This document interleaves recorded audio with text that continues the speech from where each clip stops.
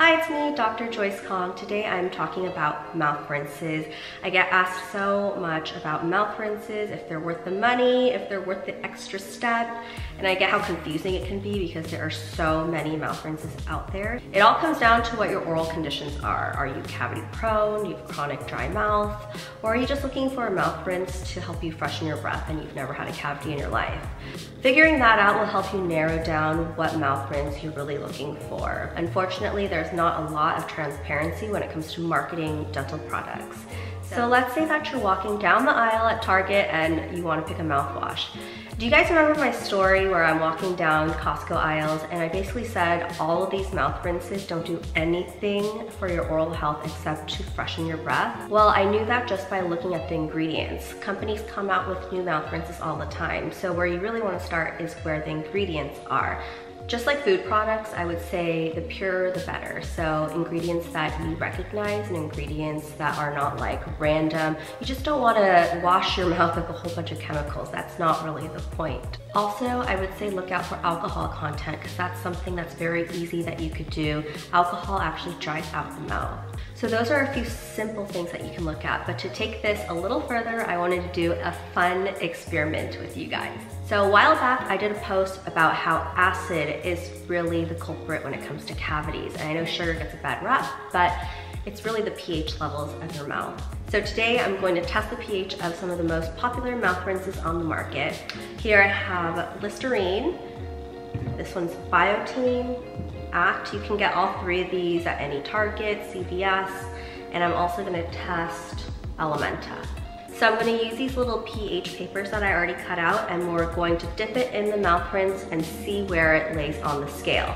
Basically, if you don't know a lot about pH, it's pretty simple. The closer you are to 1, the more yellow it is. And the closer you are to 8, the more blue it is. So we actually would want to aim more towards the blue side. 5.5 is the threshold at which demineralization starts to happen. And so anything below that is really too acidic. Okay, so let's start with Listerine. So I have Listerine in this cup and I'm just gonna dip this.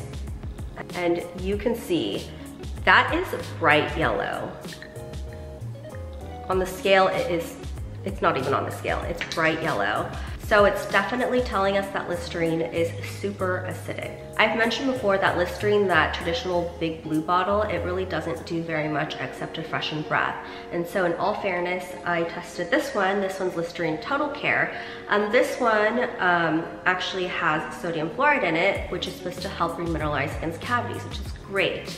Fluoride actually needs to be in an acidic environment to penetrate the tooth, so it makes sense. However, the fact that this is just so acidic and it has alcohol in it, I don't know if it's worth it. It's a toss-up. Do the benefits outweigh the negatives? I honestly don't think so on this one. So the second mouthwash I'm trying is Biotene. So it's clear like this, and I'm just gonna dip it. So this is the shade. That's closer on the scale to around 5.5, but definitely still pretty darn yellow. For those of you who don't know what Biotene is, it's a popular mouth rinse that's marketed for those with dry mouth. It's alcohol-free, has xylitol in it, but it's still acidic. I would say that looking at the ingredients, initially you would think, oh great, this is a good mouthwash, but in my opinion, this mouthwash is still meh. The reason is because when you look at the ingredients are there, but not at the concentrations that we would want them to be in order to be effective. So overall, I think it helps patients deal with the problem, but it's not the best. It's not the best. There's better options out there. So next up is Act. Let's dip that in. And you can see that it's still on the yellow side, but it's a little bit greener. Let's see. Compared to the scale, it's around close to this color. I want to talk a little bit about ACT because ACT is pretty much the sweetheart of over-the-counter anti-cavity rinses. It's alcohol-free and has a little bit of fluoride, which us dentists love, and it is still slightly acidic but closer to neutral than the other mouth rinses. However, since this mouth rinse isn't super acidic, it calls into question whether the fluoride is actually working. But I do think the benefits outweigh the negatives when it comes to ACT, especially because it's so easy to find and it's so affordable. I would say that it's up there in terms of over-the-counter drugstore rinses, but I definitely think there's better options out there. So my final is Elementa Nano Silver Rinse. So let's dip that and see what happens.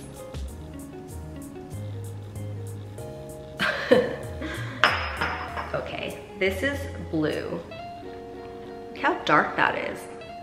Just to compare Listerine to this one is definitely super blue. So you guys may have never heard about this rinse, but it's kind of like a dentist's secret. It's alcohol free. It doesn't even have fluoride in it. It has xylitol. I mean, just look at the ingredients. This is where this mouth rinse stands out. It literally has 5 ingredients. Water, is that an ingredient? Water, xylitol, natural flavors, calcium acetate, which by the way is what your teeth are made out of, and nano silver. So it's super pure and each ingredient has a purpose. And then look at the strip. It's literally blue, guys. So what this means, if it's blue or more basic, is that it's actually neutralizing any acid that you already have in your mouth, which helps to prevent decay. The other thing is this mouth rinse versus like the Biotene, this one has xylitol in it as well, but it has like 25% at least.